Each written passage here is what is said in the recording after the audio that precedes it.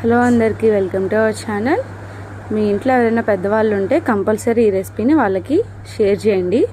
ఇది వచ్చేసరికి ఆవిరి మీద ఉడికించే బెండకాయలండి. ఏం లేదు, చాలా సింపుల్. దీనికోసం ప్రత్యేకంగా స్టవ్ వెలిగించే పని లేదు. ఒక్క చుక్క కూడా ఆయిల్ అనేది యూస్ చేయకుండా అప్పటికప్పుడు ఇన్స్టెంట్గా చేసుకునే రెసిపీ అండి.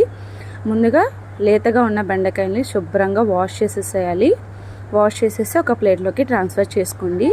అలాగో రోజు మనం రైస్ వండుకునేటప్పుడు ఆ రైస్ మీద మూత అనేది పెడతాం కదా, ఆ మూత పైన ఈ బెండకాయలు అనేవి పెట్టేసుకోవాలి. ఇలా పెట్టేసి రైస్ ఎన్ని విజిల్స్ వచ్చే వరకు కుక్కర్లో పెట్టి ఉడికించుకుంటామో అన్ని విజిల్స్ వచ్చే వరకు ఈ బెండకాయలని కూడా మనం ఉడికించేసుకోవాలి.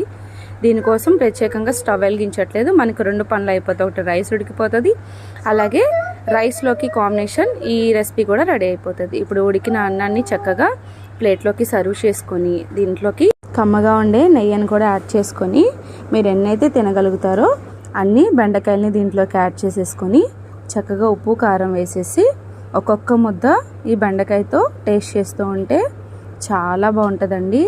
ఈ రెసిపీ ముఖ్యంగా ఇంట్లో ఉన్న పెద్దవాళ్ళ కోసం, ఎందుకంటే వాళ్ళ పళ్ళల్లో పటుత్వం తక్కువైపోద్ది ఒక ఏజ్ వచ్చిన తర్వాత. అలాగే మోకాళ్ళ గుజ్జు కూడా చాలా అరిగిపోయి ఇబ్బంది పడుతూ ఉంటారు. అలాంటప్పుడు వారంలో 2-3 సార్లు ఈ రెసిపీని చేసి పెట్టండి.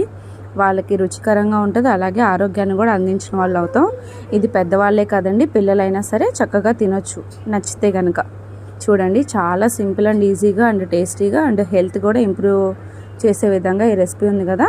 నచ్చితే లైక్ చేయండి, సబ్స్క్రైబ్ కూడా చేసుకోండి. మీ ఇంట్లో ఎవరైనా పెద్దవాళ్ళు ఉంటే వాళ్ళకి ఈ రెసిపీని షేర్ చేయండి. నేనైతే మళ్ళీ నెక్స్ట్ వీడియోలో కలుస్తాను.